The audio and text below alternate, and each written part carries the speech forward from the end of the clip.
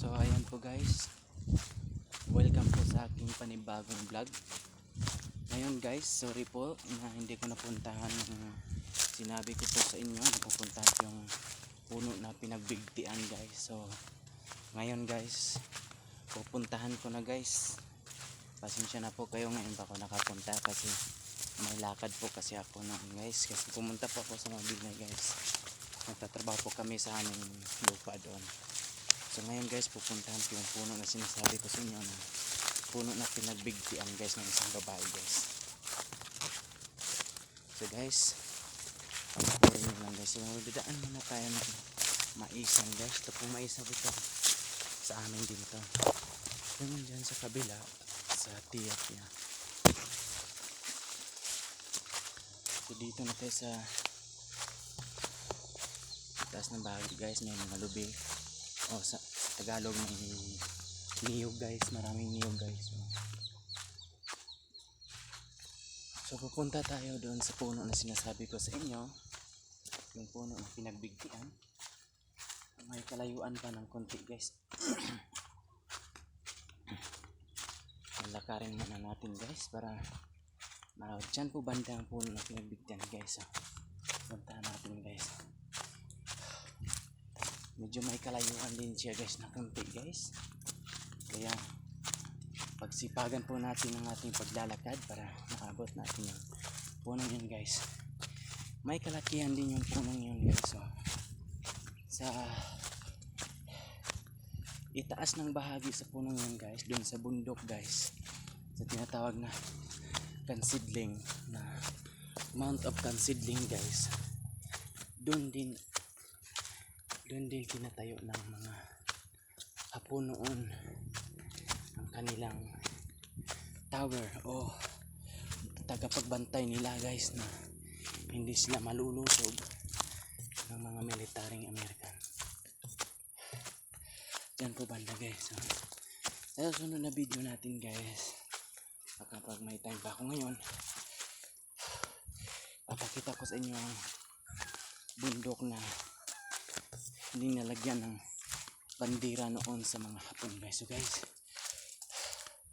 balik po tayo sa ating topic guys, dun sa punong pinagbigtian guys. So nandito na po tayo guys sa puno, yung puno yan guys.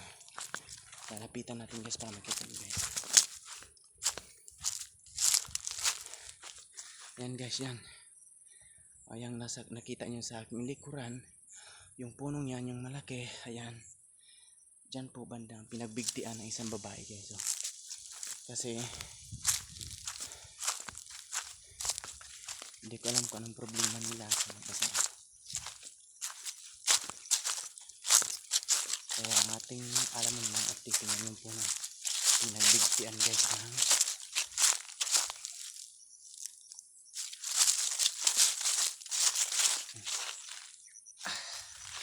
isang babae guys. Dito guys ha. Dito po guys. Medyo masukal na po guys yan guys. Ay ang punong yung nasa likuran ko guys, yan guys. Yan po ang pinagbigtian ng isang babae guys. Diyan po sa pinakapuno siya nagbigti guys. May katabi yung maliit. Yung maliit na puno na katabi yan, yan ang pinagbigtian guys. Kaso lang guys, nung napagbigtian niya guys, pinuto niya guys, may kasabi-sabihan din nila dito guys na ang punong ito, dito daw magpapahinga ang kapre guys.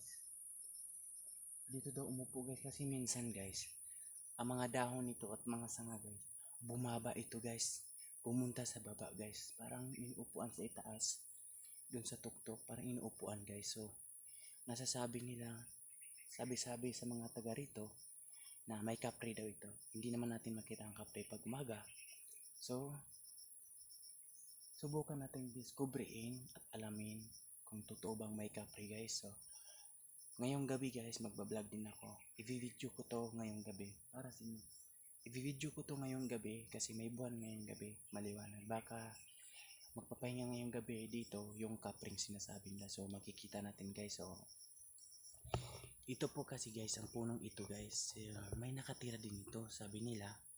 Sabi sa mga katandaan, may nakatira ang punong ito. Hindi natin alam kung ano ang nakatira guys. So ngayong gabi, subukan natin didiskubriin at alamin natin kung totoo ba may kapre na nagpapahinga sa punong ito guys. So, ayan guys, makikita nyo guys, may kalakyan yan guys. Oh. Hanggang sa taas guys. Oh. Diyan po banda umupo ang kapre. Yan. Diyan po banda umupo ang kapre guys. Nakita niyan guys. Diyan uupo ang kapre. Kaya itong bandang dito na mga sanga niya, pupunta ito sa baba. Parang itinulak pa baba guys. So, makita naman natin guys. So, makita natin guys na masyadong masukal guys. Hindi tayo pwedeng lalapit guys. Medyo sige guys, lalapitan na lang natin para sa inyo guys.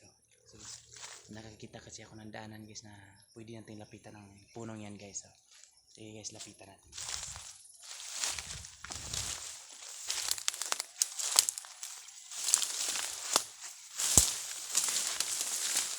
Medyo naramdaman ko yung konting takot guys. May naramdaman akong konting takot guys, pero okay lang na konti. Ito po guys, dito po guys ha. Ayang punong yan guys, ayan guys, yan. Ayang nasa likod ko guys, yan po ang pinagbuktan. Nilalagyan ng cross, nilalagyan ng X. Ibig sabihin, dito guys sa amin guys, pag nilalagyan ng X ng puno, ibig sabihin may ari yan. Nilalagyan yan sa may ari para hindi nanakawin o hindi kunin ng iba dahil may ari pag may X guys. Ganyan din ang mga niyog dito guys. Itong punong ito guys, dito banda, makikita natin dito noon, sabi nila may maliit na puno dito at saka dito guys. So, nakikita nila guys yung nakakatakot naman guys, yung nagbigti dito na babae guys, nakikita nila guys. Hindi ko alam kung saan dito banda nagbibigti guys, basta itong puno ito ang pinagbigtian guys. Dito banda nagbibigti guys. Kasi nung kinuha nila yung babae na nagbigti dito guys, hanggang ito nakalalaki yung mga lamok na kumakain sa kanyang dugo guys. Namumutla yung babae guys, dito nakabigti guys. So, itong punong ito guys, medyo hilan po ito. Delikado po ito. Baka pag pumunta ka dito ng gabi, makakainin ka pa ng kapre. Kasi sabi-sabi lang nila yan guys, may kapre ito guys. So, yan po ang alamin natin guys, ang kapre niyan guys. So, hanggang dito na ang video guys. So, napuntahan ko na po ang sinasabi ko sa inyo ng puno. So, maraming salamat po. So, shout out lang po ako sa aking mga followers dyan. Shout out ako sa mga kapwa ko ring vloggers. So, maraming salamat po sa inyo. So, shout out din ako sa aking mga likers dyan at sa aking mga supporters. So, maraming salamat sa inyo guys. So, ito po patuloy tayo magsusubaybay sa ating mga vlog guys. So, para patuloy nyong mapapanood ang aking video sa pag-aalam sa mga pinangyarihan o sa mga lugar na kahit delikado o nakakatakutan, kailangan natin puntahin para sa inyo guys. So, maraming salamat po sa inyo guys. So, shout out po sa inyo guys. So, i-follow nyo lang din ang aking Facebook page at i-like nyo ang aking mga video at i-share nyo ang video ito. So, lalo na sa aking mga ibang video, i-share nyo. So, maraming salamat sa inyo. So, i-subscribe nyo rin ang aking YouTube channel, Rindo Luyas Lara, ang aking YouTube channel guys. Makikita nyo guys ang lahat ng video ko doon. 3 po yung channel ko. Yung Rindo Luyas ay yung Luyas Lara na may naka-profile na naka-shade ako. Ito pong suot ko ito.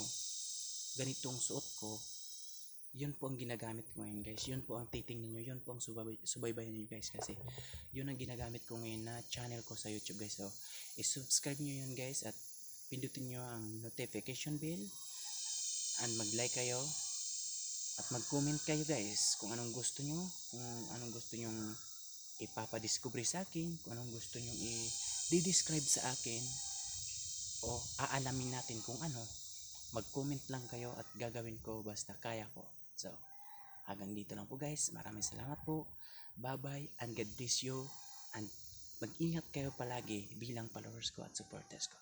So, maraming salamat sa inyo. Bye bye po.